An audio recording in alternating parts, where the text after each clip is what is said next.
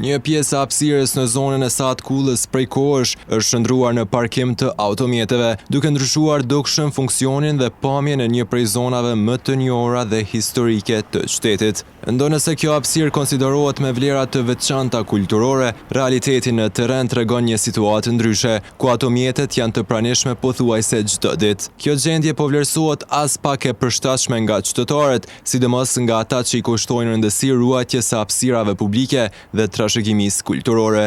Shumë prej tyre prapakamerës theksojnë se zona për rreth Sat Kullës duhet të shërbejë si hapësirë për këmbësor dhe vizitor, e jo si vend parkim, pasi kjo cënon jo vetëm estetikën, por edhe rëndësinë historike që ka kjo pjesë e qytetit. Redaksia jon lidhur me këtë çështje dhe për të kuptuar çka ka në plan komuna e Gjakovës të ndërmarrë në këtë zonë, ka dërguar pyetje në zyrën për informim. Megjithatë, deri në realizimin e kësaj kronike nuk kemi pranuar asnjë përgjigje.